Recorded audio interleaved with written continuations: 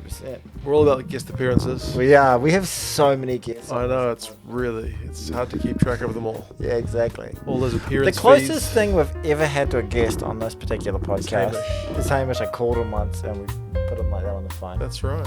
Have we got too much balls in this?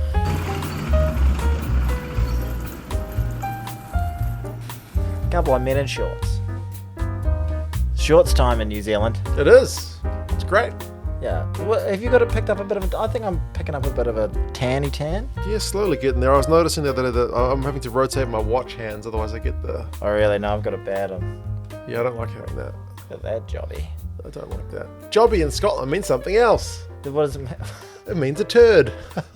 I'm going to do a wee jobby. Yeah. A beige jobby. Oh, really? Billy Connolly had a whole thing about beige jobbies. Oh, I've got a massive jobby brewing. You don't remember that joke? No, I don't. He's got a cracking joke I do not about Celtic and Glasgow football fans. doing jobbies. He's shitting his shoes. Oh, well, I don't. It's a great one. It's a cracking I don't know joke. it. Okay. You know, I have not had a beer since last week you were on the low alcohol. Yes, I was in the zero Which one are you doing alcohol. first? We doing the same? I'm on the hazy pale ale. Yeah, that's what I'm doing first. The Tuataras, because it's real metal. Ooh, This is our metal themed week. goodness me. I've got a bit of overflow. Oh, I'm frothing up. you've jizzed everywhere, all over the shop. That's what story of my So life. it's a real metal theme this week, isn't it? Yep.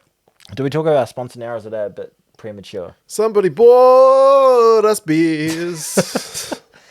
We didn't pay for these beers. Yeah, we didn't pay Somebody gave us money and we bought beers. Yeah, and someone who is in a band so dark and so heavy and so metal, they make Slayer sound like the Wiggles, man. I listened to... I thought you might quite enjoy this. I did. I like as a that. different... Yeah, I liked it. Because you're quite into your music. I do. They sound very Norwegian to me. Really? So it's with the name of the... So thanks for these beers. A band called Sorcerot. Yes. Am I saying that right? Sorcerot, I'm not sure. Sorcerot. From Cincinnati, but I didn't know they're from Cincinnati. I just thought they were a Norwegian death metal. The guy who / black contacted me metal is a band. Kiwi, but he is now based in the States. Yeah. They kind of gave me very much Mayhem or Gorgoroth kind of vibes. Right. But they were good, man. They were good, like real intense. Like kind of like the song I listened to had like a similar drum intro to like a Judas Priest song that I really like. So which I love Judas Priest. So it's fucking. They were cool. That's why I'm glad. That's why I'm glad you got a chance to listen to it because I know you would appreciate the musical I liked element it. more It's than me. dark. Like if you want to listen to like something that's got a catchy little hook and you can hum along to on the way to work and all that sort of thing and just feel good about your life, probably not the band for you. But if you want something that's gonna kind of let the beast within just Maybe it's a roar. good one for like exercising too. Like if Yeah, you're absolutely. wanting to get pumped. I like running to heavy metal, and I do I love metal. So I'm going to 2 metal concerts this week. I'm going to Metallica on Wednesday night. Nice. At Eden Park. And then I'm going to Tool. Oh fuck! I can't wait for either of them on Saturday night. So I'm fucking psyched as anything. But yeah, they sounded real cool. I'll listen to more in my own time just for fun. They did ask me to play a short segment of one of their songs. All right, It's not going to do it justice because it's coming from my phone. Do you want to edit it in? Oh, I could edit it in, but are we going to get copyright? That's the thing. It's on a YouTube channel which is not theirs. Right. It's the full album though. If you want to go listen to it, it is down in the description. Yeah. Like just play the intro. I'll play the intro. So it got the drum, the real double bass one. Yeah, that's it.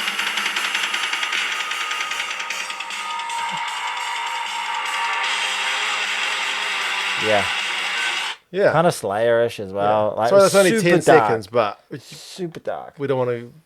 And he does that real like black metal kind of Yeah. like it's just like You It's, know what's coming from those first 10 seconds. yeah, it's fun. Yeah. Fun stuff. Like don't take it too seriously, just it's an outlet for High just, energy. Yeah, exactly. I love it. But thank you for the guys from Sorcerot. Yeah, I was listening. They're a fantasy-themed metal band. They're based in northern Kentucky, Cincinnati. How good, man. You can actually buy, I think they got vinyl as well if you wanted like physical media, or you can just listen to the full album on YouTube. It's all free. Yeah, you should go to listen to them, try something a bit different. Like today I was listening to.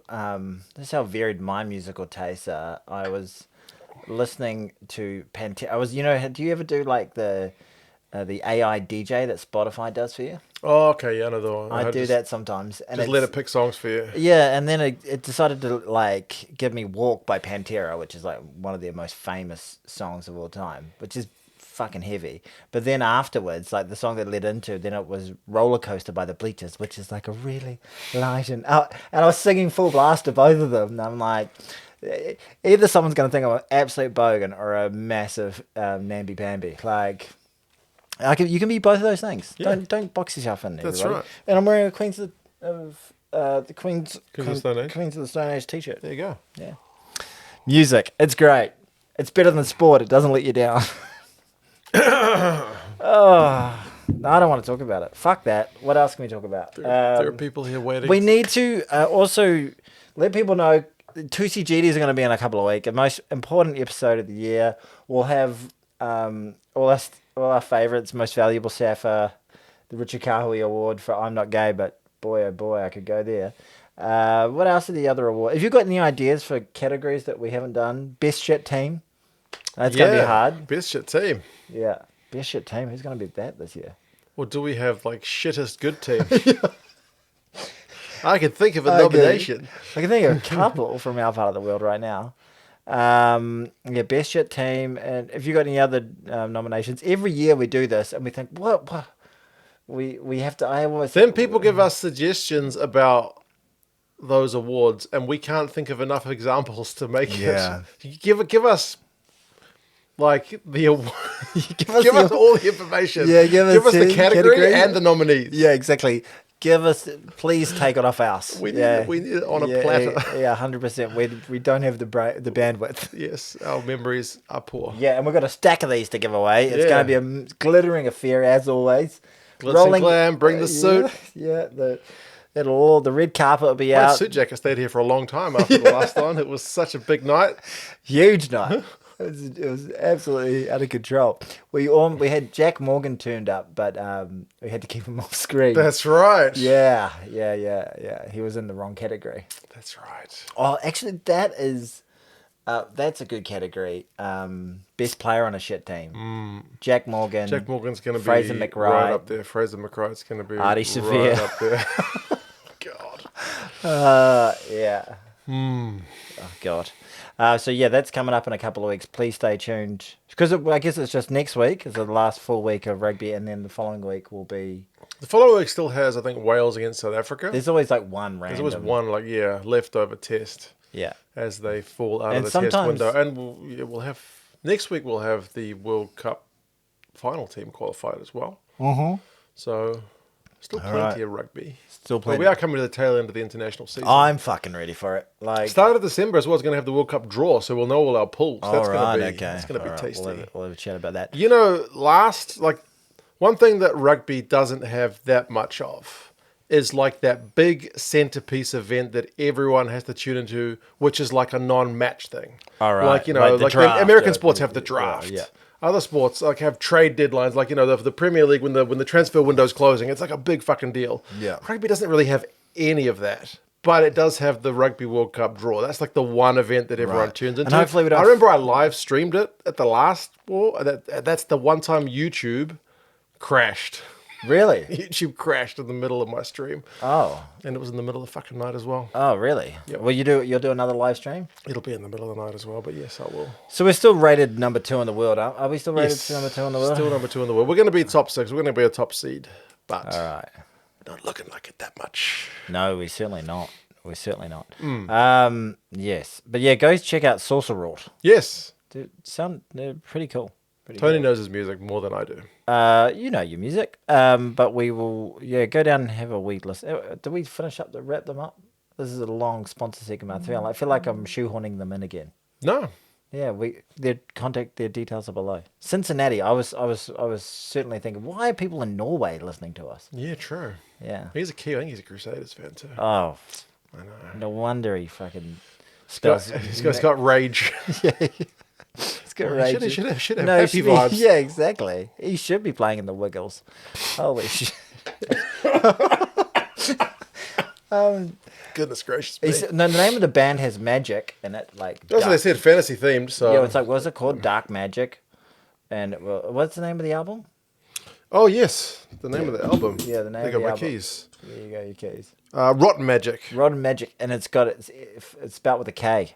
Yeah, CK. Magick. Dark Magic. And what was the name? Is there something about a sorcerer's cauldron or something like that in the name of that song that you were playing? Something cauldron? Dark Cauldron or something? Yeah, it's a full album. What's the name of that song? I'm listening to. The first one's called Nightmare Cauldron. Nightmare Cauldron. Yeah, The Messenger, The Cedar Forest of Humbaba, Sorcerot of Red Death. Sorcerot of Red Death! Yeah. Bit of fun. 8 tracks, so yeah. Fill your boots, metal fans. Rock and roll. Rugby and metal. Rugby and metal. They reminded me, definitely know each other, like Gorgoroth or Mayhem. Have you heard the story about Mayhem? No, I don't know who Mayhem are. So Mayhem are maybe the originators of black metal, which is metal that has heavy satanic themes. So your mum doesn't listen to them? She's not a massive fan. She doesn't listen to them on Radio Rema or Life FM, but she's got nothing to do with it. But they burnt down a bunch of churches in Norway. Don't do that. The original lead singer killed himself, and then don't do that either. Euronymous, one of the starters of the band, found him in this little hovel that they lived in, took photos of him, and that was one of their album covers. It was very dark. Oh, jeez. And then the new You're guy, not selling this to me. And then the new guy who joined the band, killed Euronymous, murdered him. Why? I don't like. They were into like ritualistic cutting and all this sort of stuff. They were dark. There's a movie about it called Lords of Mayhem. You're really Lords of Chaos or something like that. really But the not name of the selling band it is to me. Mayhem, and they're still about. But then Okay. all the people who killed each other and did all that sort of stuff Are not in the band anymore. Yeah, but yeah. Okay. Dark stuff. They have it's almost like a pilgrimage site for those metalheads. They go to this. There's this record store that they started in. Below, there's like these crypts and stuff that they go. It's some dark shit. Don't burn down any churches. I had the pop station on the way over, and it was like Sabrina Carpenter talking about a handsome dude. Yeah, Bit different. A bit different. A little bit lighter. Yeah. You like your pop, don't you? I like everything. I like pop. I like a bit pop. of everything. Genuinely. Yeah.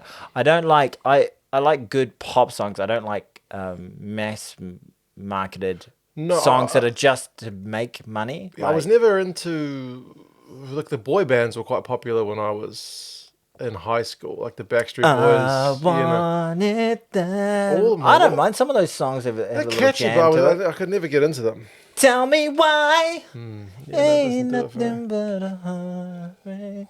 Tell me why. I don't ever want to hear you say. The All Blacks lost on the day. Yeah, they suck my ass that way. Yeah. Well done. Fuck. Yeah, Do we have to talk about it? I think so. That's why most of the people I are want to here. talk about black metal and death metal for an hour, as opposed to talking about this. It's quite fitting, though, because the mood is bleak for rugby fans in this country. And apathetic rugby fans in this country are just like, oh, so they are really shit. So it's not doing much for their brand, not doing much for their appeal to the common man here in New Zealand. And you got to say, across the board, throughout this entire reign of Razor, he has not done much for rugby in New Zealand. In New Zealand, we don't judge our All Blacks on how much they win, because that's a given, because they win. They're known for winning. It's how they win. And not only have they been losing more regularly than we would like, they've been winning like dog shit too. We have not seen, in 26 games, we have not seen an 80-minute performance. We haven't seen like a putting a team to the sword. We haven't seen cohesion, slickness. We haven't seen All Black style rugby, and we have drastically, if not just very significantly, gone backwards from the team that was in the World Cup final of 2023, who at the time we thought was a pretty shit All Black team, to be fair. Am I being too harsh?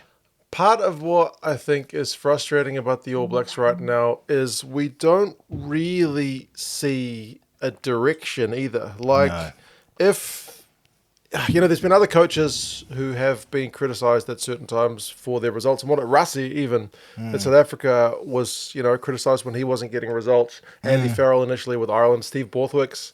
They asked him in his post-match press conference the other day, like, do you feel vindicated about, all the criticism you got? And he was just like, was I criticised? Like, he was deadpan. It was amazing. It was a great little press conference. But you could see what they were doing. They got absolutely savaged by France a couple of years ago. That's right. But you could kind of still see, Borthwick's trying to build a game around, he wants high line speed. He wants to kick the ball a lot. He wants to put teams under pressure. And he's been building on those kind of foundations. Rassi's team with South Africa has gone through various modes. For a while, they were just like, look, we had COVID. We couldn't play expensive rugby. We kept it tight. We wanted to just play high balls and slap it back, and then they've kind of, we're going to play more expensive. And, stop playing expensive. You're not getting results. But they're kind of putting the pieces of the jigsaw together. Constant evolution. That's right. Yeah. And the minute you stop, the minute you go back. What can you kind of say about Razor's team at the minute? It did look earlier in the year like, okay, we're a team with backs that actually aren't that good. We don't get the backs any ball. We're going to win by apparently just fucking mauling the shit out of people. Yeah, and we're like, well, that's weird, but... And then we played the South Africans like, oh no, we can't do that. After Moldova, was it Moldova the one we lost? Moldova? That's a country in Europe. I thought it was the city in Argentina. Mendoza. Moldova, don't get me started on Moldova though. Jeez, they'll have it coming next. What's the death metal scene like in Moldova? Probably pretty good. Yeah, probably. Pretty grim. That game that we won just by mauls in the last 20 minutes, first test match of the year or whatever it was. No, fourth after first of the rugby championship. Yeah. And then we're like, okay, we can win that way. All right, okay, cool. Play to your strengths. And then we lost the next week. Yeah. Against Argentina, a team that we feel like we really shouldn't be losing to, but we lose to 50% of the time. That's right. It's a hard one because, we had the French series and it was kind of like, visiting a B team, how disgraceful. Oh, we kind of limped past them. We did all right in one of the games, right? But, the first game was a real... Yeah, we were like, are they good or are we shit? Yeah, that was the big question. Then rugby championship, each week where it looked to be getting something good was followed by a week of dog shit. And even the Eden Park game, the Boks made so many bloody mistakes in that game. Yeah. They dropped a lot of ball. Almost like the pressure of that game got to them a little bit. And they rectified it in the second half in Wellington. Yeah, the hoodoo got them. But I don't feel like we just... I thought maybe we were starting to track a little bit, okay. You've seen glimpses, there's Wallabies, okay, a couple of performances. We're hoping, we're sitting there, we're thinking surely... Yeah, this time. It's like we're like a bad gambler where it's like we keep chucking money on this time. Yeah. This time and this horse is going to come in. It's like when you're playing around a golf and you've just done a series of really shitty tee shots. You're just like... You still got a bit of hope. You're just like, surely I'm going to pierce middle one of these. Surely one of these is going to go all right. And you're like... And you get to the end of your round, you go, fuck, I have not had a fairway yet. I have been scratching and scrambling all the way around this piece of shit course. Then you get angry at the course. Not your game, of course. So we're getting angry at the coach. But the coach, I still think that these players are really good. I think there's some really, really good players. And I think we're still uncovering good players with Roygaard and Fabian Holland. I think... Tangitau looks like he's got bags of potential. Yeah. Ruben Love just not getting any bloody game time. I think Ruben Love needed to have a bit more involvement on this tour, especially considering Beauden Barrett is a great All Black and has done a huge amount for the nation and rugby in New Zealand. But... just isn't performing as he's got snippets of magic in him still. We know that he does, but he's just not there. He's just not performing regularly enough. He's making negative impacts too often, and I feel like we're just getting so much flat football. If the performances given by Beauden Barrett were being given by Ruben Love, if he got a crack and played the same way Beauden Barrett, does he get dropped the next week? Yeah, the boot. If that was Ruben Love, he would be dropped. He'd be dropped from the tour. No, he'd stay with the touring squad, obviously, but he'd be definitely dropped from the team, and then there'd be a mark through his name for next year. He'd have to play out of his fucking skin to get back into even the squad. You see that with some young All Blacks who just get completely washed, in their first test. Gus Ikala played okay. Didn't he score a try in his I think so. He got like 5 minutes and came on and scored a try. And then they gave him the ass. Now he's playing for Fiji. Yeah. So it's, I think something different to I think, and there's so much footage of Bodie as well. People kind of know what his play is, like they know how to, and he, in his pomp and in his prime, he is such an explosive player with such dynamic speed off the mark and such creativity. He's never been like known as an incredible game manager.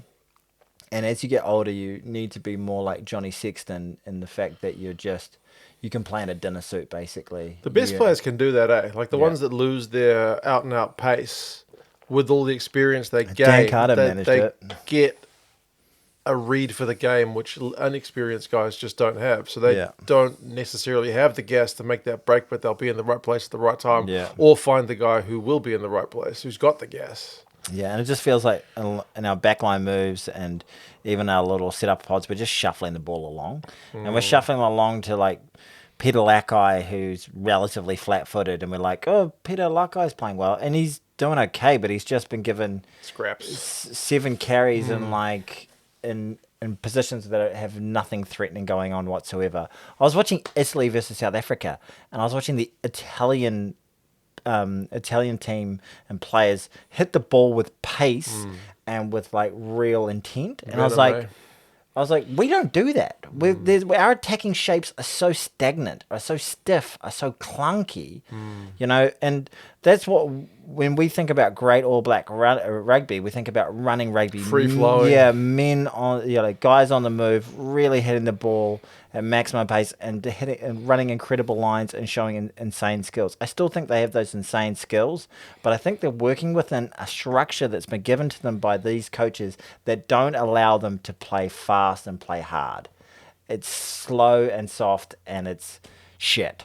And we're trying to adapt to a style of game that isn't naturally a New Zealand style of game. The kicking battles, the box kicks, not trying to play in your 50 meter, between your 240s basically, and trying to give the way. Doesn't come to us naturally. I know the world's gone that way, and if you put rugby into an algorithm, it would say kick the ball, kick the ball, kick the ball, kick the ball. And so we've gone, okay, I guess we have to do that.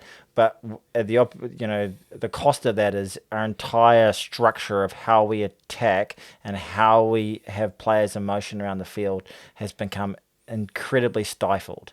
And we just rely on one or two. So we play real stiff, real clunky rugby for 72 minutes of every game, and we rely on 8 minutes of magic by one or two and we players. usually get there's a couple of moments in each game where somebody does something, whoa, that was pretty sweet. Yeah. But we're not seeing just, Conrad Smith and Martin Nonu out to, Julian Sarvea, with a cut ball into Ben Smith, just like, and then DC just like pumping it right into a corner, and then and Richie McCaw getting a turnover from nowhere. Critics would say, look, New Zealand, you just don't have Richie McCaw, Manonu, Dan Carter, all these players anymore. You just need to accept the fact that your team is just a bit average now. I think we got really good players. So do you think we are just like, how far below our potential do you think we're at? 30% below our potential. Okay. At the moment, I think great coaches make their players so much better. There's been loads of teams in the past. Look at Ireland. Look at our players that are in that Irish team. That's right. That couldn't even get a sniff at the All Blacks. That's right. Couldn't even get regular sniffs of Super Rugby teams. Yep. There's been multiple teams in the past where the coach has just made the team better than the sum of their parts, because either they look at the players they've got and go, right, maybe I want to play this way. Yeah. But these players that I've got, best for results, we're going to play that way.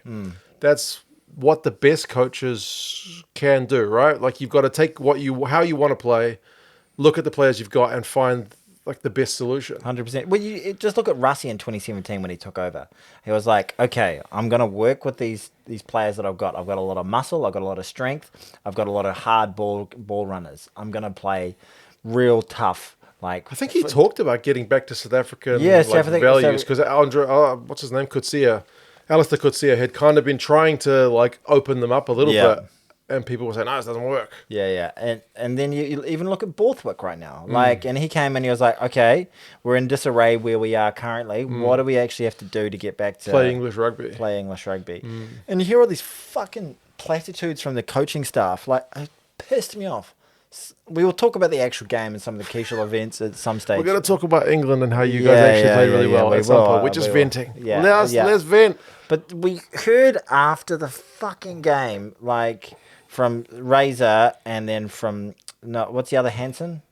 Scott Hansen. Too many Scots. Yeah, Scott Barrett. I love it when they're in the press conference. There's Scott Robertson sitting next to Scott Barrett. They're like, so Scott, what did you think of... I thought it was all right. But you know what? It pissed me off. Scott Hansen and Razor both said, look, we'll go away and there's so much to be proud of from that game and there's a lot of good things to be focusing on and like we're really, we got to celebrate those things.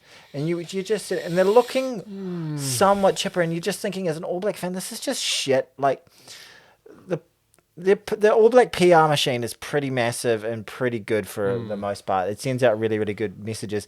But there's this sort of influx of like postage. They're like John Mitchelling it a bit. Yeah, like we just didn't execute for longer periods of the game. Like what we were able to do for long parts of that, the guys put in so much effort. Obviously, we're disappointed, but we've got to look and celebrate the good things that we did from the game. But at the end of the day, we just want our boys to trust themselves and go out there and play footy. Because when we play footy, this team can be something really great. We've heard it for 26 games. We've heard this unrelenting positivity without the product on the field. Like, it's just a never-ending, just like pissing on our fucking feet and telling us that it's like manna from heaven. It's God. It's rain from God. Like it's just it's over. Like our patience is gone. Like give us a solid fucking All Black performance. And it feels as though we're just flicking the ball on, passing it, lots and lots of passing that with no real impetus to really make good incisions into the line. Our line breaks are almost minimal. We're just relying on Will Jordan or one of the outside backs to do one or two things, pick up a scrappy ball from a bit of a high ball lottery. It's just shit. Like, were you overreacting? It's shit, dude. Like, we beat Scotland. We beat Ireland. We fucking played like dog shit against Ireland. Yeah, they had a red card. They lost one of their best players. Yeah. We played so poorly against Ireland. Like that game was a bit of a. If Ireland play us next week, they win. Yeah. I really believe that. They've got themselves into a bit of form, and I think they got out their worst performance. We were maybe lucky to catch them first up, eh? Yeah, and then we were pretty fucking lucky to scratch past a Scotland team that was beaten by Argentina. Scotland are maybe in kind of a similar position to us at the moment, where they're just like, I don't know, they are lacking a bit of consistency themselves. We were incredibly lucky, let's be honest, was it 4 tests that we played England last year? We're incredibly lucky to win those games. There was a couple of those where and that's a point where England, they were not where they're at now. They were still rebuilding. That was Razor's start of his time, though. So we kind of thought, like, oh, it's kind of teething issues. Yeah, and it's just like that's just gone on. Yeah, that's the thing, though. Like, England, since that point where we beat them in those 2 games over here, they've clearly progressed. Yeah. Right? They're on like a 10-game winning run. They finished second in the Six Nations. Borthwick has taken we're going to kick the leather off the ball game, and he's added layers to it where they are breaking tackles and they got some sweet set plays and the forwards are, they've got the POM squad now. Yeah, that's right. And he's doing creative things with the bench as well. He keeps putting Ben Earl in the midfield. He's talked about putting like Pollock on the wing at times. Like he's adding layers to that England team. After all the criticism he got and the results weren't initially there, it's tracking in the right direction. It's like he's built a house the right way almost. He's like put his foundations down. Even if it was a bit like he didn't get it right from day one, so he came in for the criticism with the losses, but he rode that storm and has kind of come out of it. Hey, I've got I'm getting there. It's starting to. I'm going to be a real challenger for the Six Nations next year. Like we're going to get there. Yeah. I really like the English team at the moment. I really do, and I think their style of play is pretty enjoyable to watch. Yeah. They got some real X-factor players out there as well. Some of those tries they scored were amazing. Outstanding. They ripped us to shreds. Like, I think Proctor and I always get his Tupaia. I always going to call him Tupaia. Tupaia. Their defensive communication was off on a couple of moments.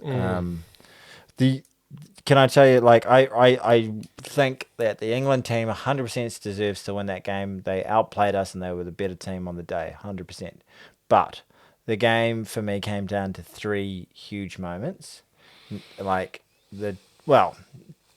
Three huge moments that changed the momentum.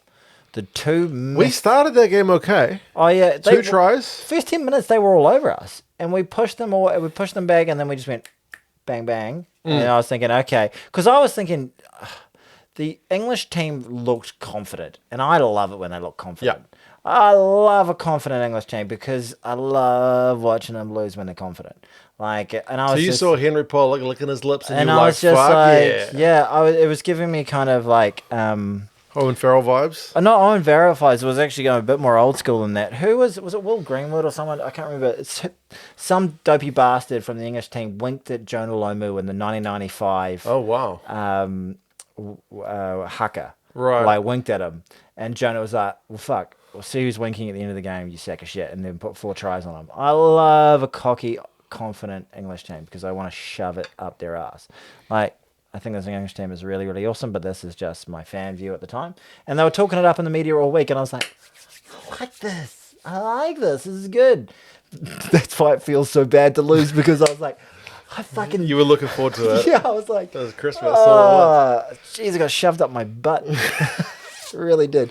But they come out like a hiss and a roar. They put us under pressure for 10 minutes. I thought we were really good, defended well, got some relatively big turnovers when we needed them in those first 10 minutes. And I was like, okay, cool. And then took their souls a little bit by going, you put us under all that pressure, and we just go bang, bang. Yep. And I was like, oh, yeah, this is great.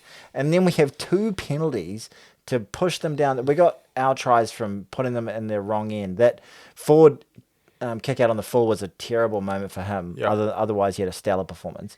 And then he had one kick right at the start of the game when they had us under the pump, and he just kicked it. It was like way too deep. Yeah, and I was like, that's a let off. That's a get out of jail free card right there. Yeah, that's right. But other than that, you're right. They had that one out on the restart. Yeah. But the 2 not finding touch, one from Bowden, one from Cam Roygaard, giant. Because I think we score one of those tries at least. You know, if we scored 2, that's amazing. But I think the chances are the way that we were playing, the dominance that we had at those moments, and resulting from those, Ford, to his bloody credit, goes down and gets 2 drop kicks. They had Lawrence get a try first. Ollie Lawrence swats it off defenders. Yeah, Leroy Carter kind of got himself into a bad wrong-footed. position. Yeah. Lawrence had a fucking good game. Yeah, God, he's Martin Nonu like tank-wise, eh? He's a very good player. Good player. No, the English have got some great players. But yeah, those 2, I was thinking... It was 12-5. Yeah. So we're still like, okay, we're going into the sheds with a decent lead. England had us under a bit of pressure. Defence was going all right, and then George Ford's just like... Bang, boom, bang. And then... And those were long-range drop goals as well. I think those are huge in terms of the context of the game, because instead of us getting 5 or 7 points at least once, they've got 6 points. Yep. So that's a huge swing, and those are resulting from those missed touch finders from penalties. So a huge swing gives them a sniff for the second half. Obviously, we've still got the lead. And what they really need in the second half is to get off to a flyer. And then Underhill scores. Before Underhill scores, there's a fucking awful yellow card. Like, if I'm not mistaken, the penalty count at halftime was 3-0. 3 against England. Zilch. I think they were about to give 1 penalty against us, but then didn't they TMO something? There was something else in the build-up, so they kind of reversed it. 0 penalties, and it was like, oh, it's so cool. How often do you see guys with hands in the ruck doing something on the ground, and they get spotted by the referee, and the referee goes, oh, because of penalty, you had your hands in there, cut it out, hands in the ruck. It's never given a fucking yellow. Never ever given a fucking yellow. Like, it's a naughty boy move. It did feel a bit 0 to 100. Like, if we're under penalty, like, we're going to add shitload of penalties, or if it's right on our touchline, on our try line. If it's a big line break and then it's right they're one line. pass away from scoring. 100%, but it's on our fucking 40-meter line. It's the first penalty of the game. It is fucking outrageous. It's not the only outrageous thing. There was another stupid call that went in our favor in this particular game as well. But I was like, that's fucked. Like, it went to the big screen, and it was almost like fucking, the dopey bastard, bald-headed... Oh, bleep that one out. Damn it, what's the time on it? 36 minutes. Okay. I've got to bleep that out. I said a C-bomb. Anyway, Andrea Piatti. Yeah, Andrea Piatti's got a head like a penis. He was like Pavlov's dog. He's like, oh, it's on the big screen. Okay, I know what to do now. When things go on the big screen, that means I bring out a card. It's like, just total overreaction. Well, and a weekend, cynical can't do that. A weekend full of overreactive cards. Like, there wasn't the only card that I thought was bullshit. Ben Hill got one as well later on. Oh yeah, he did. That was a more traditional one. They're like, "Oh, good one, Tony." You were saying it, but there was a lineup of like pretty bad penalties. Also, just before that, our man, what's his name, Mario Itoje does one. Mario. Super Mario. Hey, Mario. I'm a big lock. Mario Itoje does a cynical thing in a line out, deliberately goes to the ball in the air. Oh, get him off. Like, naughty boy move, get him off. But, like, it was ludicrous. Absolute ludicrous call. So they got that, but from that point on, they blitzed us. They played, like, so much better than us. We fucked up everything that we could possibly fuck up. We had no composure. Some of the high balls. We didn't get all of the high balls. Yeah. England were definitely a better team on the day. 100%. Yeah. Not even close, sadly. But, yeah, jeez. I think it's a different game as well if we get those touch finders and we don't get that yellow card. Underhill gets one. The Dingwall one from that line-out play was pretty nice because they used Lawrence, who had just been busting off tackles in the first half. And just draws in defenders, and then the Dingwall pretty much goes in untouched. That was fucking gorgeous. We had opportunities. We still got down there. Like, the game was Will tight. Jordan got one. Yeah, Will Jordan got the one, but then we had an opportunity down the far end. We had a penalty. I was like, okay, this is our chance to get back in the game. We're not out of it. It was the 6 tap? points there. Oh, the tap was because if you kicked it out, then it would have brought on Samasoni Takiaho, and that would have been an official official replacement, and then Cody wasn't able to come back on. But kick for posts in that situation. It was on the 40-meter line. Did they have no one on the field who could kick? Well, they said like Bodie had a quad thing, and was D-Mac on by that stage? I don't remember. I don't think he was. Well, maybe they just felt like they never knew. Yeah, that was odd. Anyway, yeah. What was I saying? I can't remember. I'm fired up. Oh yeah. So we get a penalty down that end, and then D-Mac, after his miracle performance last year, knocks on the ball. Last week. Yeah. Feels like a year ago. It's getting hot in here. I'm like, I know, it's getting steamy. It's my rage just coming off. I'm going to go listen to a bit of Sorcerot after this. But he knocks it on. They get some quick ball out the back, and then before you know it, we're on our own line and we're conceding another try. And then lick your lips, the Frosty Boy himself. He looks like the Frosty Henry Boy. Pollock does look like the Frosty Boy. Finger looking kid's KFC, isn't it? So he comes on and makes a pretty significant impact. I thought he's great. I think he's really, really, really, really good. He's got his own style and all that sort of thing. It's really high energy. Very high energy. He helped set up the Roebuck try. Because we were chasing the game by that point. Exactly. We were having to run it from our own 22. We were running didn't look comfortable. Past to nobody. Kick. That's what I mean. Like, there's no one moving onto the ball at pace. It's just hands through the line into our pods. Like, we've got, obviously they're trying to do something, but it's not anything good. It's clearly not working. Like, plus our scrum doesn't look that good either. No. Is it? No, Since, we got since the box. they had the edge on us. When we played Argentina, it's like, well, at least our forwards are fucking good. Yeah. And then since the box, it's almost like they've lost their edge. Lomax is a big part That's of true. that. Our best tie head is not with the squad at the moment. But yeah. Do you think I'm overreacting about how I'm carrying on here? I do think we are not at a level that we've been in the past, and that's quite evident from the results under Fozzie and under Razor. Yeah. What I can understand the frustration and the rage is just that, like, if we were playing in a certain way that I could feel like, well, fuck, we played all right, but we weren't the better team on the day. Yeah. Or like, oh fuck, they tried it, and it just didn't quite pay off. But once Tangi Tau gets a few more games under his belt, something maybe will be. But it's just doesn't feel like it's a just direction. kicking the can down the road at the moment. Yeah, totally feels that way. That's the frustrating part. Like Razor, admittedly, came in. You mentioned it earlier. I don't know if we were recording or not, but the goodwill factor. Incredible. He came in with a stupidly high amount of goodwill, but likewise a pretty fucking high expectation because everything he had touched had turned to gold at Super Rugby level. And he's just got positive vibes, and he just says positive things all Yeah, the time. he's a great man manager, and he's going to get the best out of the players. Like, he's not always like the Crusader squad he had that won all those titles didn't necessarily have always the best players, and he still managed to get results. Won Super Rugby titles away from home multiple times. But we're not even seeing really an inkling of that. No. And we've had we're about to have our second assistant coach leave. Yeah. There does seem to be that there's something stinky going on. The culture isn't great, definitely amongst the coaching group at least. If multiple assistant coaches who are getting the next best thing to the top job That's it.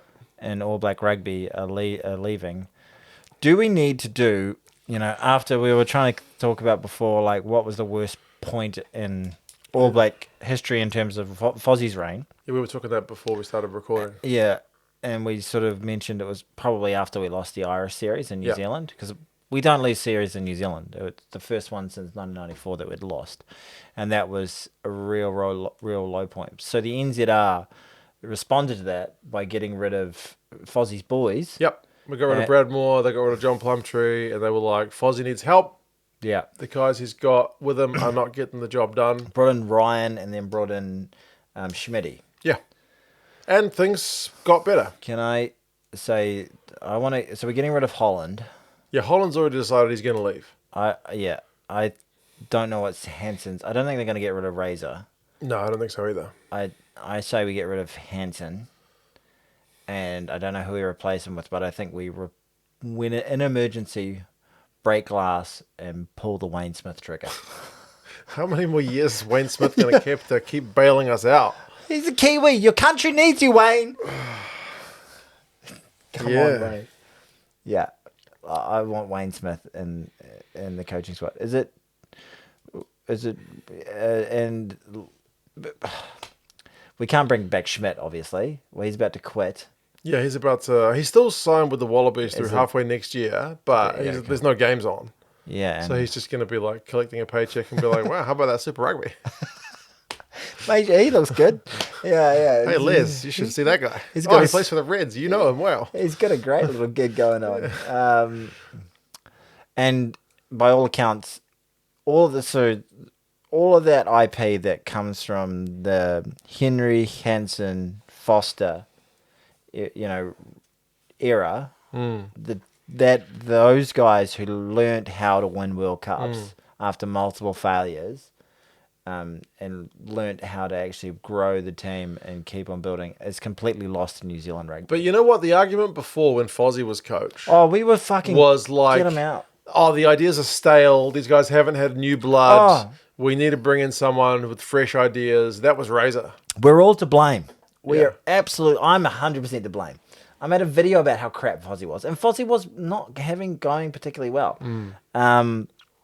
But just Fozzie's team right before they replaced all the coaches. Yeah, it's kind of eerily similar to the team now in that they were just a bit directionless. They were a bit like, let's wait for Will Jordan to do something magic. Yeah, I remember we got beaten by France over there when they had that crazy, was it like Intermac and they fucking like great line break, and it was just like, what are we doing? Yeah. What are we doing? And then they replaced all the coaches. It's like, oh, okay, maybe it's going to turn around a bit. We made a World Cup final.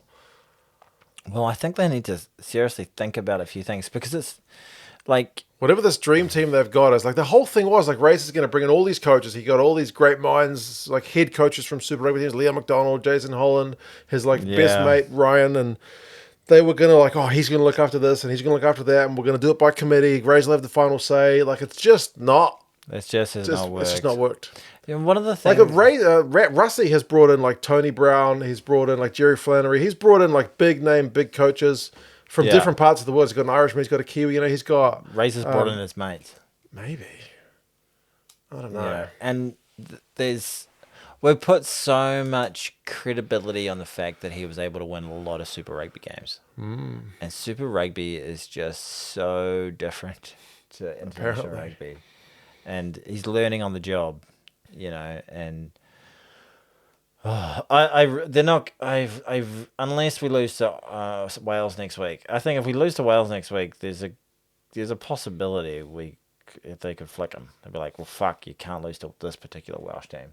If there's a team which is at a lower low point than us, it's the Welsh. Yeah, and they just had a win. I don't think a 1-point win over Japan. I don't think we're going to lose to them. But if we do lose to them, you think heads needs a roll?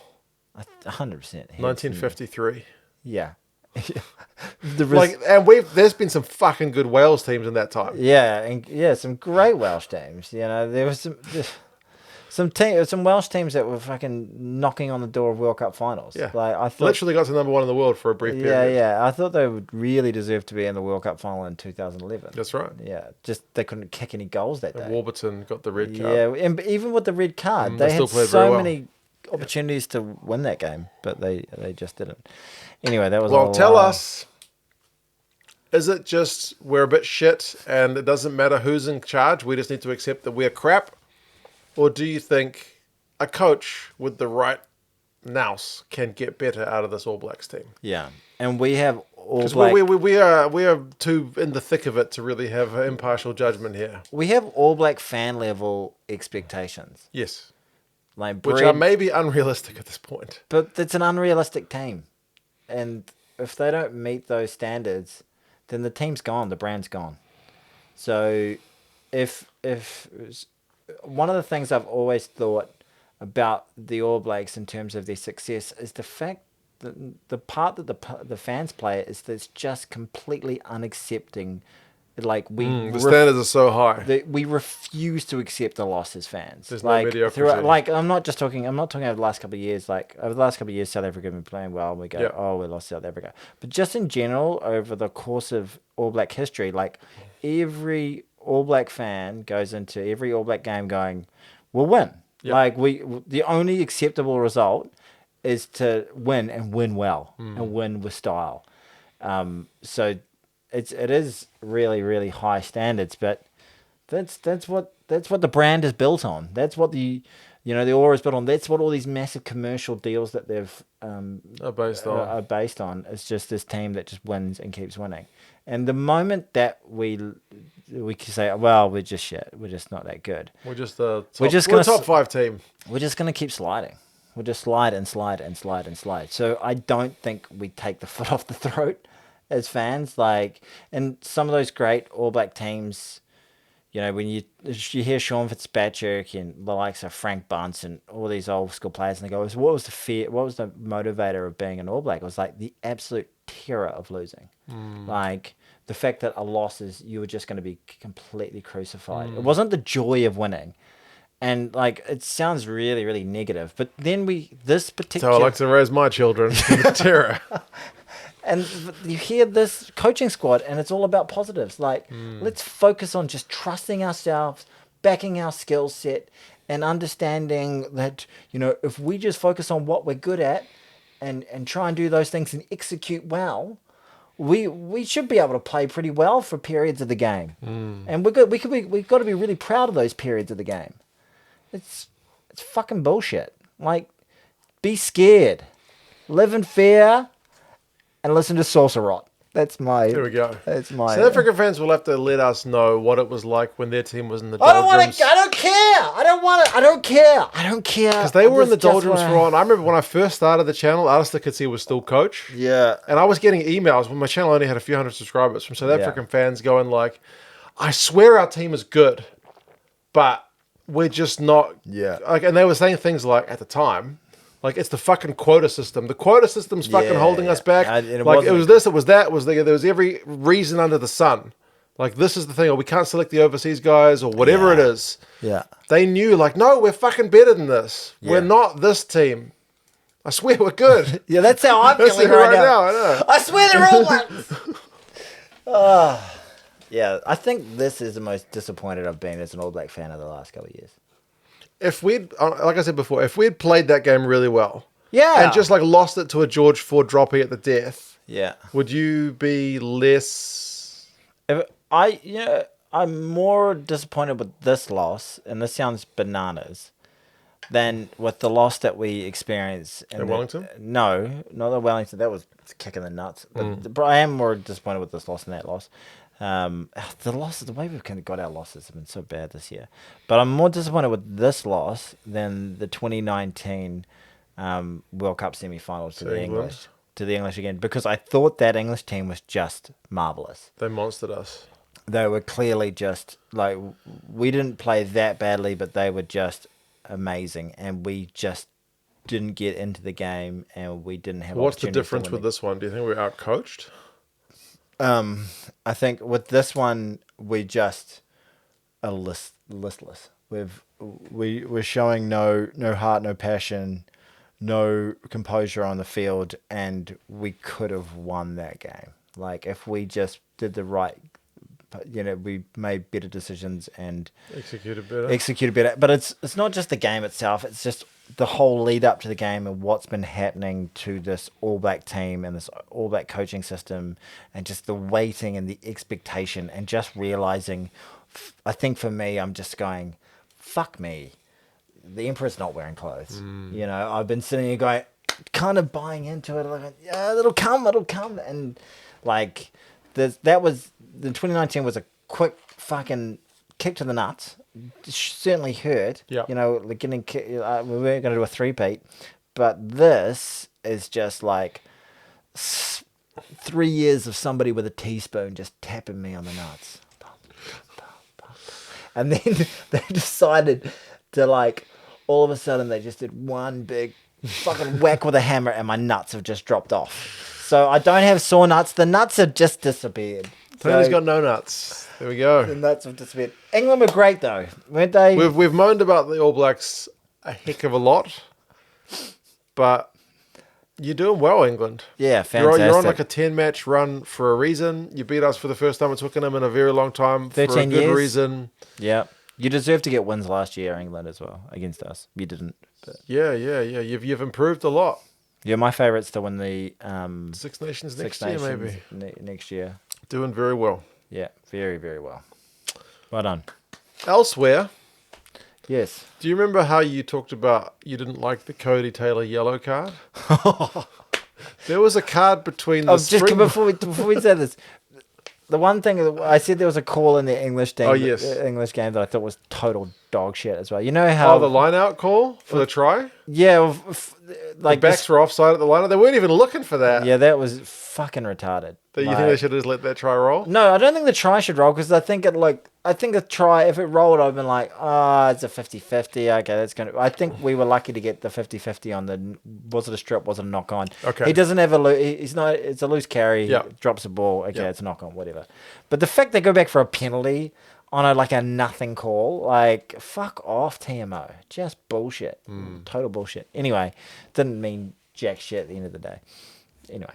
Springboks got a red card. Awful red card. 2 weeks in a row. If I hit you here, or if I hit you there, there's a difference. It wasn't even direct head contact. Like, he was so bent as well. He can't get any lower. Bent. He's a big man, and he's bent. He's so bent. Yeah, he's fucking Hagrid. Like, he's lanky Hagrid. All right. The one thing he does wrong, which you might be like, okay, I'll give him a yellow then, is, and I honestly don't even think it's a yellow, to be honest with you, is he tucks the arm. I thought the wrap was coming. Yeah, but it doesn't really get a chance. Well, to. it was coming, and that's what made it look worse. That's how I always feel when I'm coming. It makes me look worse. So he goes in. This arm's sort of doing something. There's a player in the way impeding him, so he makes contact with that to the upper chest, and then as he's going to try and wrap, he does this motion, and that just gives him a bit of a rise up, and the guy goes like that. So then it looks like there's something, but there's never anything concussive about it whatsoever. There's nothing like that's going to make the other guy have an HIA. Like, the other bloke is absolutely fine. Like, he's knocked on his ass. I certainly don't want to be hit by a Diaga like that, but I don't play international rugby. This week was Mostert. Oh, sorry, Mostert. Diaga was last week. Yeah. He looks more like Hagrid. Sorry, but what are they looking at? What images are they looking at? You could clearly see there were so many hits like similar to that get made around that area. Did you watch Rusty's post-match? No. That's pretty much what he said. Oh, really? There's so many fucking hits like that in that very game. Yeah, that are around that upper chest area. Like, it's the way that it's the picture that it showed at the very end where he's raising his arm, and by them activating his arm, it gives the guy a bit of a head upward inflection, so it kind of looks like he's been collared. But he's as low as he can fucking go. He's 7'9". He's the tallest man who ever lived. He's on his knees. Just stupid. Anyway, fantastic game though. Like, it was a good watch. Like, cracking game. I knew the result of that one. Yeah, so did I. Because it was played at like 140 or something. Yeah. And I was like, I'm not getting up to watch that. Like the Boks are going to beat them by 50. I'm not watching that. Yeah. And then I saw the result and I was like, oh, yeah, that was closer than expected. But I didn't look at the try scorers or the cards or anything. I didn't look at any of the stats. I just like, oh, I'll watch it after. Yeah. Then I watched it. And then I saw that and I was like, oh, yeah, that's why. It was a great game. It was a great game. But like, to be fair, I thought that Italy was playing pretty well even before the red. Yeah. Like, their attacking threats are serious. Like, they were hitting the ball. This is what I was thinking. I was watching fucking Italy. This is an example of a coach getting the best out of the cattle that he's got, right? Because they've only got 2 professional teams. Depth, they've got a few guys playing in France and whatnot. Depth is not a strength of Italian rugby. Yeah. They have to get the best out of the guys that they've got, and they seem to be doing it pretty well. Hitting the ball with pace, like men in motion, like it was beautiful to see. And I was sitting there longing to play like Italy. They opt for threes as well. They kicked themselves a lead. The Boks were almost scoreless. In that first half, we didn't get any points until like 30-odd minutes. So. Yeah. Did you say we? Well, we as the viewers. Oh, right. Well, we as the All Blacks didn't get fuck all in that game. James Dolman was our closest connection, and he was doling out the cards. Yeah. He fucked up. It was, but a really, really entertaining game of rugby and super tense. Like, if one thing that was good about it is it made it more tense. Yeah. It did. It did make it more. The Boks are getting good at playing with 14 men and still winning games. Maybe it's just this, they've got to deal with World Rugby to put them under the pump so if they get put into that scenario for... Russie was fucked off. About the red? Oh, yeah. Really? In his post-match, he was just like... Because these guys aren't like football managers. He said one thing like, it's good that we had experienced ref, like we had Dolman and we had Ben O'Keefe running the sideline. And then the following sentence doesn't seem to connect with the first sentence, because then he says, like, we had the comms open from the ref's mic and there was so much chatter that we had to turn it off. Oh, As if, I guess the implication there is like the ARs needed to shut the fuck up. Like, just let the ref the game. Could not agree more. Agreeing with Russie. Tony O'Sullivan. It's just so bad. I fucking hate the TMO. Why do we need a TMO and a fucking foul play dude? Fuck off, both of them. Give me tries, yes or no, touchline, grounding. That's all I want. I just want touchlines and groundings. I don't want everything else is ref's call, and I want it quick, and I want it fast, and I want my scrums to be quick. Okay, just shoehorn that in there. Okay, no penalties, just free kicks. That's what I want. But I want to I don't want the TMO and the AR to tell me about like actually hit this guy's pinky before that. It's actually these people's Initial lineup. contact was at the pinky finger, and then rides up to his anus. Yeah. It's firmly wedged right between his buttocks now. Means the ball is unplayable. We'll have a scrum. But the Boks, did you see his substitutions? Like he pulls off one prop after like 20 minutes, Oh, that pulls was another strange. prop. Like he just wasn't happy with the pictures he was seeing. He was like, "Fuck it, let's bring him on." It was a young guy who got pulled off. Yeah. He brought off the youngster, and he brought off the other guy, Fenta, pretty early. Like he subbed both his props Willow early. Low came on. Yeah, Hobala had to go off, and Evan HIA came back Yeah. on. Like he was subbing guys. He's got nads, eh? Like Yeah. if he doesn't like it, he's just like Let's just change it. He's Okay. not like, oh, we'll see how go till half time. See if they Yeah. can turn it around. He's like, nah. I want to not give that guy a bad impression of what it's like to play test match rugby. I just Don't like the picture I've seen. Let's change I it. want to manage the play. I want to manage the play. He had Andre Esterhazen, the midfielder, who's been his recent kind of hybrid guy. He was literally like in the midfield for some moves and then packing down on the scrum for some moves. He's just Yeah. like, fuck it. Guy's going to have to do both jobs. But yeah, he was really, Rusty, I could feel it, was really, really pissed off. Yeah. Like, he had to watch his P's and Q's, but he was like kind of borderline. Like, not saying I disagree with this, but blah, blah, blah, blah, blah. Yeah, I feel where he's coming from. I don't want us to get into this football like post match environment where the managers go, well, I thought the ref was shit. He made some terrible fucking calls.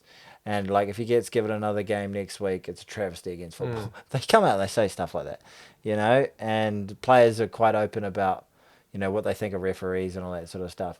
But I don't want that. But I want players and coaches to be able to go, look, clearly there were some really bad calls out there and there need to be repercussions. And we thought that was pretty fucking shit.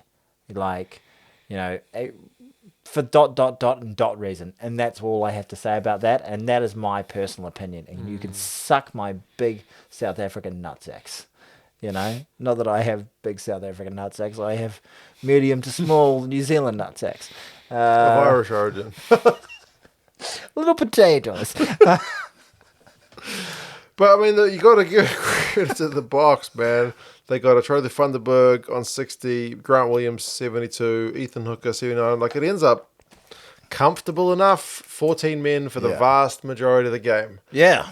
Since they've introduced the 20-minute red cards, we almost never see permanent red cards. But unless like someone punches someone or elbows someone or headbutts someone, you just don't see them. And we've had 2 in 2 weeks. I thought that one last week. I'm trying to remember. I thought the one last week was the worse. Yaka one looked worse. Looked much worse. Yeah. But I still think it probably wasn't a full. You thought red. 20 minute. I thought it was 20. I thut that was a 20-minute red card. And the thing That's what Rusty said. Jeez, you're on the same page as the old Mr. Erasmus. Great minds think alike. But I thought this one wasn't a yellow. I thought it was like touch high tackle, like maybe a yellow if you want to push it because he's tucked the arm, and it looks a bit bad. But fucking be a grown up. No one got hit in the head. You fucking melon. Oh, sorry, I'm fired up this week. I really am. Just while I'm thinking of it right now, I met a nice South African. Oh, good. Lo and behold, there's lots of every South African I meet is very, very nice. Played golf with a nice man, bloke named Vic. And I played like shit. Nice. Vic will think I'm the worst golfer that ever existed. That's okay. But he hasn't seen me play. He's a nice Never guy, played and golf in my life. we're just chatting about all sorts of things. Oh, the light's gone. Oh dear. Just like the All Blacks' hopes. Just like the All Blacks hopes. I'm blaming Vic for that. And I mentioned to him, we're talking a bit about rugby around the course, and not too much. And I just mentioned I had a rugby podcast. He was like, oh, what's it called? And I said, 2 cents gets distracted. He was like, oh, that rings a bell. And then I was like, 2 cents. I know 2 cents. And I was like, yeah, he's a fucking sack of shit, that guy. Don't worry about him. And then he was like, well, you're Distracted Sports. I was like, yeah. And he looked up at his phone. I was like, I'm fucking subscribed. He was subscribed to Distracted Sports. Look at that. I didn't know who the fuck you were. Boom. And then, Well done. and you're like, that's you. I was like, yep. That's me. I'm the guy who makes dick jokes. But yeah, lovely bloke. He was like, let me see those small Good. potatoes. He didn't ask. You don't generally do that at the end of a I don't know round of golf. I don't know Yeah, he golf. does. I don't know how golf golf. works. Golf is a different game. Okay. Different game. Try and get that light fixed. That's 2 games down. 2 games. Do you want to go to the... There's still like 4 to go.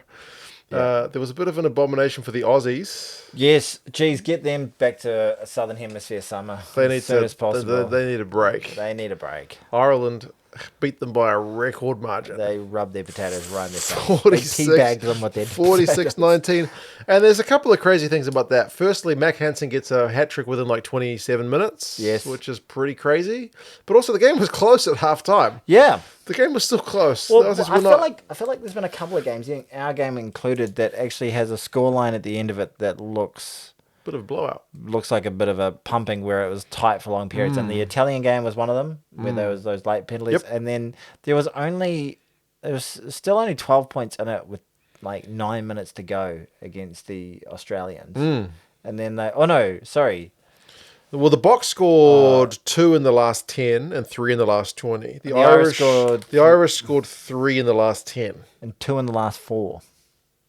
Right, yes, that's right. Yeah. So it was like, went from being like, oh, if they score here. I think they went from saying like they've never scored 30 points to holy shit, they're at fucking 46 points. Yeah. Get those Australian boys home. This light's irritating me. Hold on. Okay. Talk to them about something rugby related, Mo. Do You have the time? we think the I Aussies... think the problem here is this is dead. Okay. It's drawing power from the laptop, which has now turned off. If that's not charged. And it's not plugged in. Don't worry about it. What do you reckon? We'll just sit here in darkness. To match our moods. Yes. But are the Aussies, is it the depth? Is it the injuries? Is it they've had more games than anybody else in terms of test matches? Or is it a combination of all these things? Yep. Is this schmitting on Schmidt's reputation? Yep. All of the above. It's not a good look. It's really, really disappointing, especially considering we were like, fuck, they were so good against the Lions. They came out with that incredible win against South Africa. Was that a bit of a false dawn? Because they've had a lot of injuries since then. Like, they lost McDermott, they lost Tom Wright, they lost all their freaking tens. I think Nick White retired. I think it's just been a bit of an avalanche of negative events, basically, that has culminated in them not quite having the resilience or depth to be able to overcome it. Like, they've tried their damnedest, but the amount of injuries and the amount of players that haven't been available, but it's just coming down to guys being tired and under strength, making bad moves. Other than Fraser McWright, who's fucking Still looks very good. Scored a try in that game. An absolute sensation. Ireland got a bit of stick after the Chicago result. Like, it was a bit like we were just ranting and raving about the All Blacks. Like, the Irish media after the Chicago result were kind of ranting and raving. Andy Farrell's lost the plot. He's picking all these old players. His game plan's out of date. Blah, blah, blah, blah, blah. I don't know if you really want to hang your hat on that particular victory. Because of the Aussies in the bad place? Yeah. I don't think... I think you should be... I think the fact that you bet them by that much was you played really well, but for long periods of the game, you were definitely dominant for the longer periods. I think the scoreline is flattering at the end when the game. Do you think it's a bit of capitulation? Yeah, and I think it's or just a bit of Irish ruthless edge, combination of the two. Yeah. Like the Irish, they'd scored some lovely little tries. Yeah, lovely Jameson tries. dink through for Henshaw was And quite nice. It was a real shame that the best player on the field was Australian, Mac Hansen, but played for. He actually mentioned in this little on-field interview, like, there's been a chat about how I wasn't born here and blah, blah, blah, but I really feel at home. So, well, yeah. It's nice to feel at home for the team you're playing for. The interesting one is always where they retire to.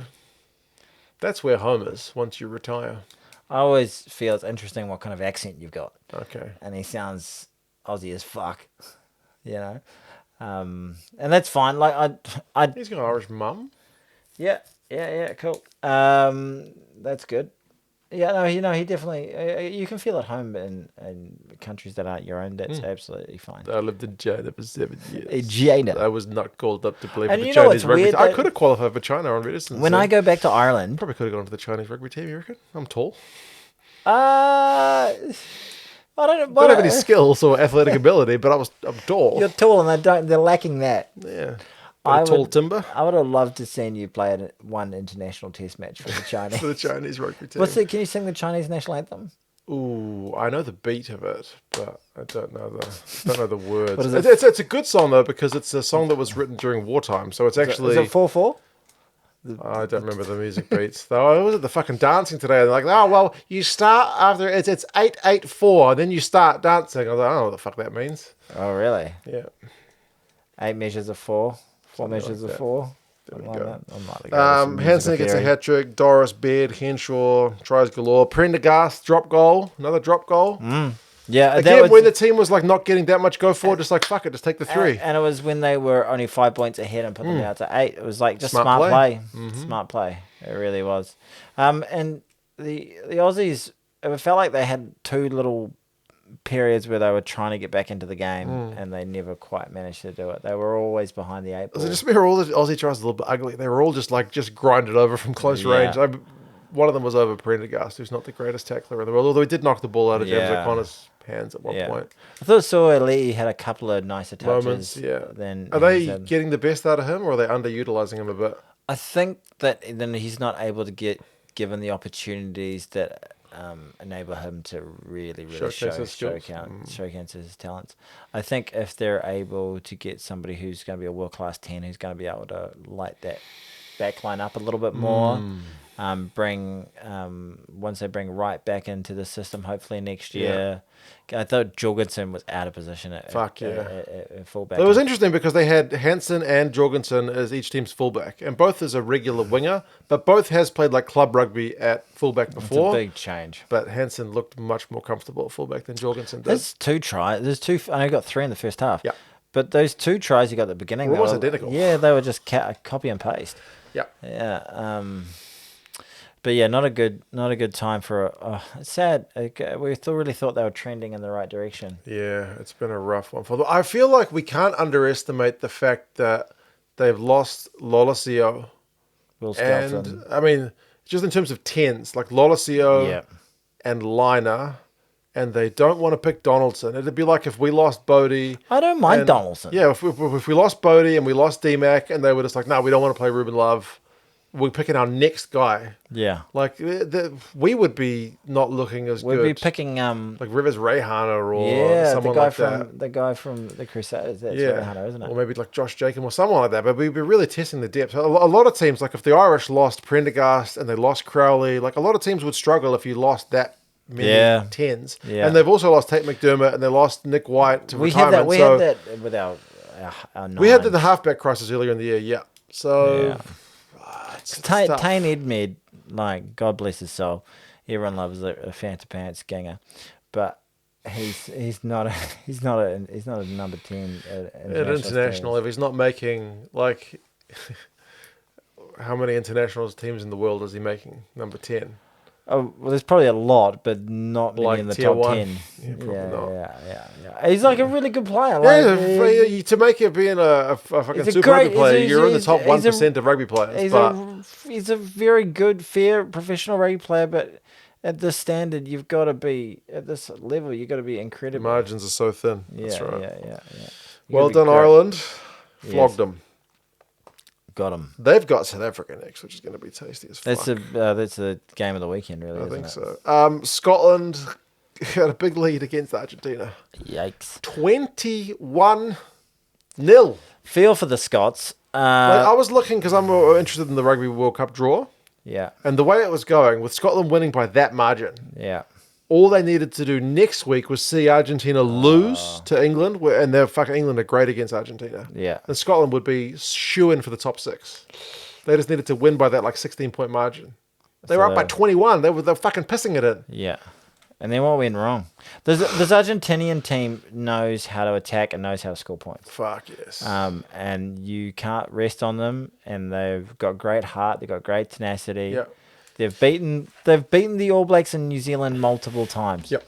Something that Scotland has never done anywhere. Yep. So you can't just think, okay, well, it's just Argentina. They don't have this.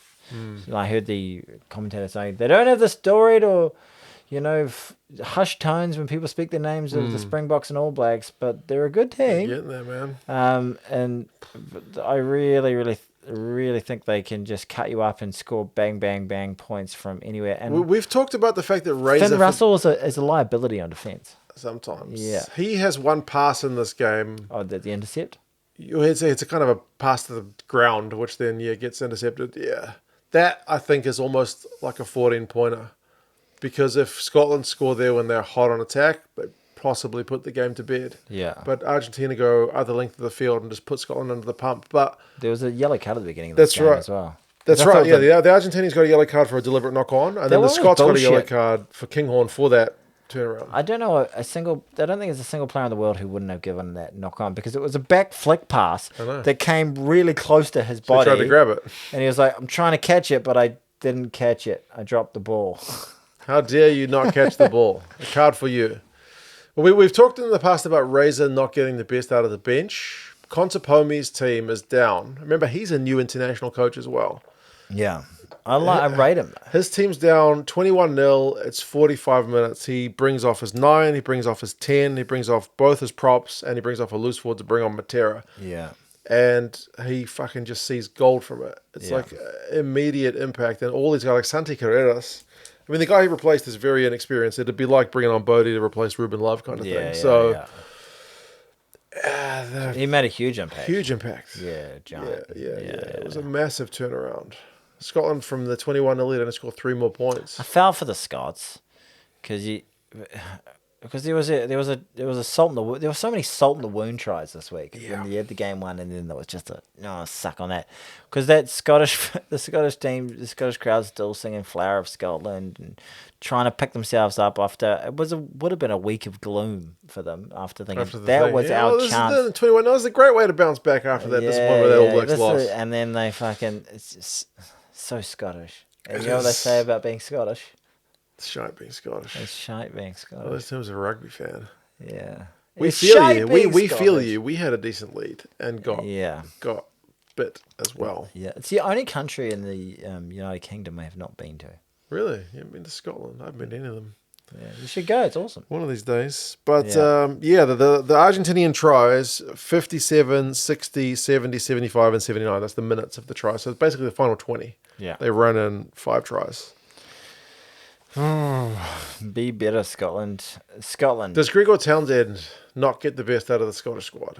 It's really hard to say, because there have been so few periods of Scottish rugby dominance that it's hard to say, well, when we've had a good team, a good coach has got them to this point. And it's like, well, we've got great players, but are they just great Scottish players that are just... Because they've certainly been worse in the past. Oh, yeah. A lot worse. There were multiple Lions tours where they had one token guy. One token Scotsman who would be, and they were the whipping boys for the Six Nations who would scrape a win against Italy.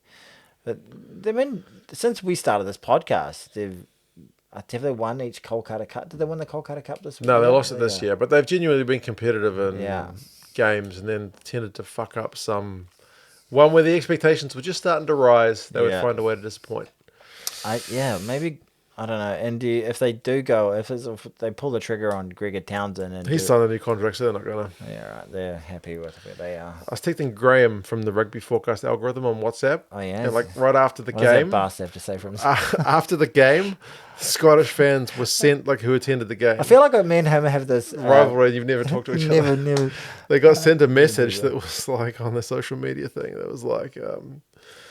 Rate your fan experience from today's game and go into the draw to win some merch. And it's like, it was fucking shite.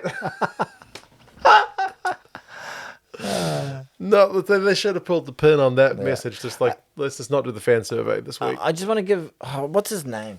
I want to give this little challenge. It's great. It's not little. I shouldn't call it little. It's probably got more subscribers than me. I wear a cheese cutter. Okay. a lot of the time. But I am certainly not the best rugby Cheese cutter man. rugby podcaster, rugby YouTuber with a cheese cutter. There's another guy, and I can't remember his effing channel. What's he called? Oh God, is he Welsh? No, is he Scottish? Do you want to talk about Wales and Japan while that No, happens? I want to look because I always see his videos. I'm like, this guy's really good. Wales beat Japan. Hold on, I'm gonna find it By a point. By a point. I didn't watch it. Can you tell me all about it? I'm gonna find this guy's channel. No. Wales had a nice early try. Yeah. Dan Edwards, their young 10. And then when did they blow it? A bit of footwork. Got Wales an early lead. Japan had 3 yellow cards throughout the game, which didn't help. 3 yellow cards. And Wales had a red, but it was a 20-minute red. All right. Josh Adams, was the it winger. deserved?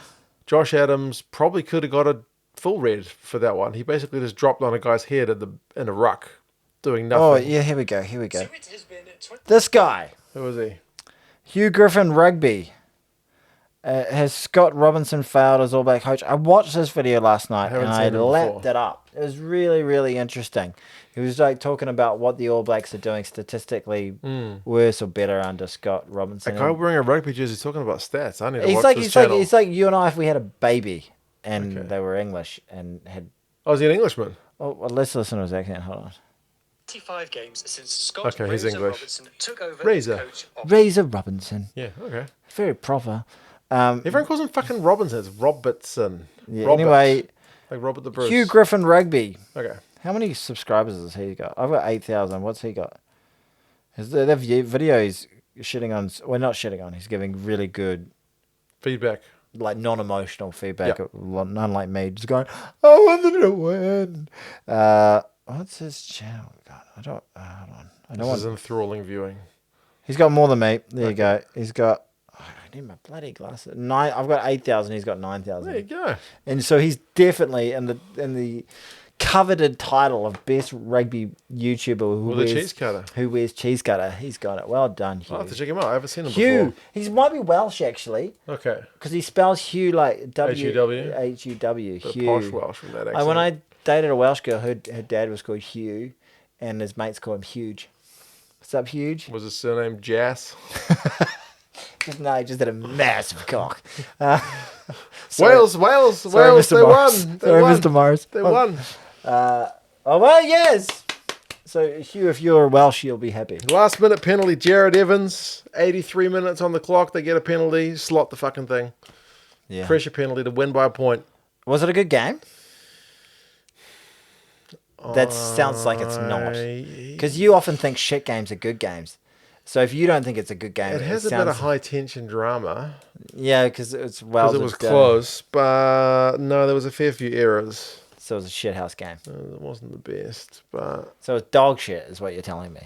it was alright. Because you often find like scrum battles exciting, and I'm like, It was alright. fuck It had me. its moments. It was Usually- four fucking cards though. Yeah. Two yellows. Like this one guy, Alex Mann. He's this kind of little. He's like for an open side flanker, he's kind of small. He gets fucking assaulted twice. Yeah. Both the guys tackling him get yellow carded. He's just like fucking. Everyone sees this guy like, fuck, I'm gonna take this guy's head off. Gonna fucking smash this guy. Oh dear, poor guy. But yeah, Reece Zammit got a try, although he kind of blew one earlier in that. Eddie Jones will be disappointed because that was a chance to pass Wales in the world rankings. But Wales get a win ahead of this All Blacks game. You needed a win after last week's hiding by the Argentinians. Are you going to beat us next week? Maybe. Who knows? And also France beat Fiji. It's unlikely they win, but hey, stranger things have happened. 34-21. Wales beat. That was like 21-0. Fiji were in it. 21-0. 21 all. Although France lost 2 of their midfielders, so their midfielders like having forwards in the midfield, so it was a bit disjointed. Yeah. Fiji are team. quality. Fiji pushed, like, there's been so many games over this fortnight that have not been real reflections of the scoreboard at the end of the day. It hasn't been a great reflection of the game. And I think Fiji's game against England last week, they were in that game for long periods of time as well. Fiji's a good team. People are piling on points once the game is kind of sorted in the last 10 minutes at the moment. Yeah, France has had a late try and a couple of penalties to take it beyond their reach, but it was by no means a lopsided hiding or anything like that. So, Indeed. I still don't think Intermac's looking that great. All right, give me the fixtures for next week. I need a pee. Wales are taking on New Zealand. Hopefully we win that game. I think we need to blood the youngsters. Yeah, there'll be changes. Ireland are taking on South Africa. That's the game to watch. If South Africa lose, it's a failed tour. You know, they need the sweep because we beat them in Chicago with a red card to Doug Byrne. Yeah, but I think South Africa. Can South Africa do it with 14 men? I don't think they can do it with 14. I think, well, maybe, but Maybe. we almost beat the South Africans with 14 men That was a long time in a ago. World Cup final and a better team. Better coach, maybe. Oh, Shots fired. Shots fired. shots fired. Not Ian Foster, Razor. Yeah. I think South Africa can do it, though. France are taking on Australia. The French give them a pumping, maybe. Italy are taking on, I initially thought it was the Chiefs, but I think that's Chile. The Chiefs. I would love to see that full strength Chiefs squad going over there, Up against the Italians. coached by someone different. Yeah, that'd be interesting. I Italy think should win that one. Italy should get that one. Scotland are taking on Tonga. Scots. First Tongan match of this autumn Yeah. period or November period. Well, the Scots and Spring period for us.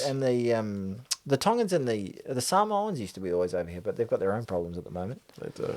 All right. And England's taking on Argentina, which is a little bit of a traditional rivalry, which England tend to get the better of in recent Oh times. yeah, well, they're battling for was it not the what's the rock that they battle for? The Malvinas or the Yeah, Falklands, whichever way Falklands, you yeah. want to look at that. Yeah, I think England can get it done, but hey, Argentina, I've said it many times this year, I think count them off in the peril.